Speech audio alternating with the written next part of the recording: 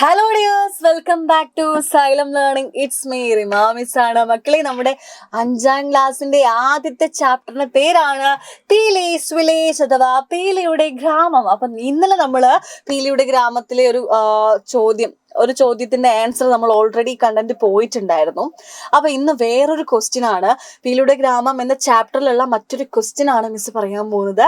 പീലിയുടെ അച്ഛനെ ഇന്റർവ്യൂ ചെയ്യാൻ വേണ്ടിയിട്ടുള്ള ഒരു ക്വസ്റ്റ്യൻ ഉണ്ടായിരുന്നു അല്ലെ?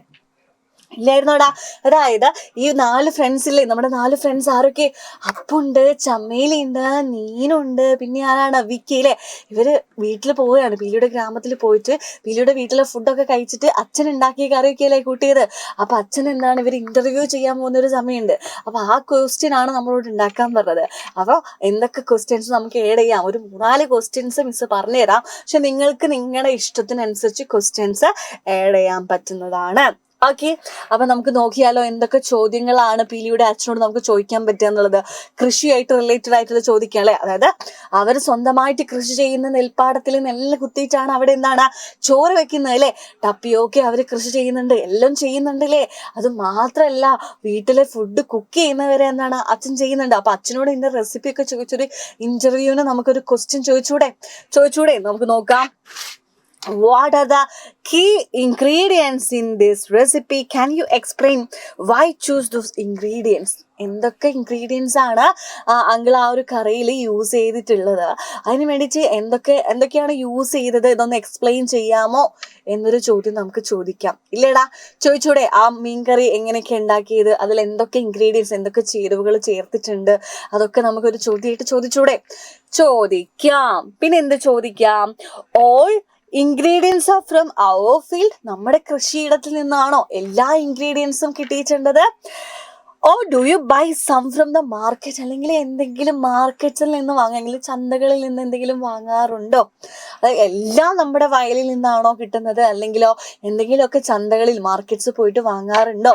ആ ഒരു ചോദ്യം ചോദിക്കാം. പിന്നെ എന്ത് ചോദിക്കാം? യെസ്, പിന്നെ നമുക്ക് എന്ത് ചോദിക്കാം? What seeds are used? അങ്ങളുടെ കൃഷിയിടങ്ങളിൽ എന്തൊക്കെ സീഡ്സ് ആണ്, എന്തൊക്കെ വിത്തിനങ്ങളാണ് യൂസ് ചെയ്യുന്നത് എന്ന് ചോദിക്കാം അല്ലെ? പിന്നെ എന്തൊക്കെ ചോദിക്കാം? യെസ്, പിന്നെ നമുക്ക് എന്ത് ചെയ്യാം? Do you use pesticides and fertilise for agriculture? അങ്ങളെ കൃഷിക്ക് വേണ്ടിയിട്ട് നിങ്ങൾ രാസവളങ്ങളും കീടനാശിനികളൊക്കെ യൂസ് ചെയ്യുന്നുണ്ടോ, ഉപയോഗിക്കുന്നുണ്ടോ എന്നൊരു ചോദ്യം ചോദിച്ചൂടെ? ഇതിലും ഇനിയും ഒരുപാട് ക്വസ്റ്റ്യൻസ് ചോദിക്കാം കേട്ടോ. എല്ലാ ചോദ്യങ്ങളും നിങ്ങൾക്ക് ഇഷ്ടമുള്ള പോലെ ചോദിക്കാം. ഇപ്പൊ 4 ചോദ്യങ്ങളാണ് പറഞ്ഞത്.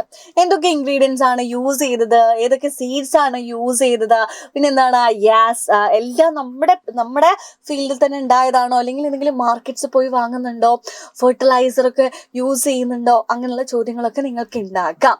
അപ്പൊ ഈ ഒരു ചോദ്യങ്ങളൊക്കെ നിങ്ങൾ പഠിക്കാം. ഓക്കെ, പിന്നെ പീലിയുടെ ഗ്രാമത്തെക്കുറിച്ചുള്ള എക്സ്പെക്ടേഷൻസിനെ കുറിച്ചൊക്കെ ചോദ്യം വരും. അപ്പോൾ അതൊക്കെ നിങ്ങൾ കറക്റ്റായിട്ട് തന്നെ ആൻസർ ചെയ്യണം കേട്ടോ. അപ്പോൾ ഇതേപോലത്തെ ഇമ്പോർട്ടൻറ്റ് ക്വസ്റ്റ്യൻസും ഇമ്പോർട്ടൻറ്റ് കോണ്ടന്റ് ആയിട്ട് മിസ് ഇനിയും വരും.